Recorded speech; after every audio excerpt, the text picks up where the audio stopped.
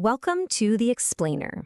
Today, we are diving, literally, into one of history's greatest cold cases, using some incredible new discoveries to piece together the final days of Egypt's most famous queen. For centuries, pretty much everyone, archaeologists, historians, treasure hunters, they've all been captivated by a single elusive goal, finding the tomb of Cleopatra VII. So the big question is, after 2,000 years, where is she? We're talking about the final resting place of Queen Cleopatra and her lover, the Roman general Mark Antony. They died way back in 30 BC, and ever since then, their tomb has been a complete mystery. The ancient historian Plutarch even wrote that they were buried together. But their mausoleum, it just vanished from history, leaving behind this amazing puzzle. Okay, but to even understand the search for her tomb, we first have to separate the woman from the myth. And it's a myth that was crafted almost entirely by her enemies. The Roman propaganda against her was just brutal. Her rival, Octavian, went all out. They painted her as a fatale monstrum, a fatal monster, a drunken, immoral seductress using her charms to weaken Rome. But, when you look at the actual history, it's a totally different story. Cleopatra was a brilliant politician who ruled for 22 years. She spoke 7 languages. And get this, she was the only ruler in her entire Greek-speaking dynasty who actually bothered to learn the Egyptian language, which made her people absolutely love her. So, for the longest time, everyone was looking in one place, the ancient city of Alexandria. But that all changed with this radical new theory, championed by one very determined researcher. For nearly 20 years, a Dominican archaeologist named Kathleen Martinez has been arguing that everyone is looking in the wrong place. She believes Cleopatra is not in Alexandria. She thinks the queen is buried here, at Taposiris Magna.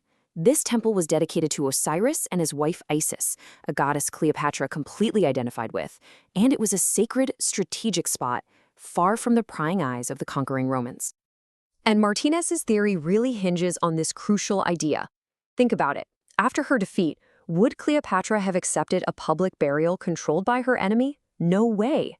Martinez believes she planned a secret one, in a place heavy with religious symbolism, a sanctuary that would seal her immortality and protect her legacy.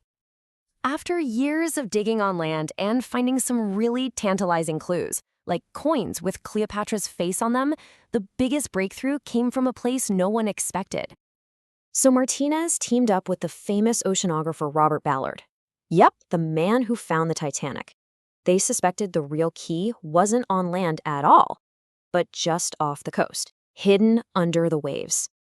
Using all this sophisticated sonar mapping, they discovered something absolutely astonishing: clear evidence of a massive submerged complex. These weren't just random rocks. We're talking about buildings, columns, and other man-made structures hidden beneath the waves. But here's the most stunning connection. They found a 1,300-meter-long tunnel leading directly from the sea all the way back to the temple. Divers confirmed it was a protected harbor, finding everything from polished floors and large buildings to stone anchors and pottery dated directly to the Ptolemaic era. This was basically a secret, ceremonial pathway.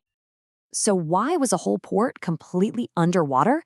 Well, a series of devastating earthquakes and tsunamis between the 4th and 14th centuries caused the coastline to sink, shifting it by 4 kilometers and hiding this entire complex from history, until now. Finding this lost port has been a total game changer. It completely reinvigorated the search and transformed Taposiris Magna from a side note into a major ceremonial center. But like with any great mystery, it's also brought new controversies to light. Just recently, this marble bust was unearthed at the temple. You can see the royal diadem, a clear symbol of power. Kathleen Martinez believes this is a portrait of Cleopatra. However, a lot of archaeologists have pointed out that its features, especially the nose and mouth, they don't seem to match the confirmed profiles we have from coins that were minted during her reign. And the debate is fierce.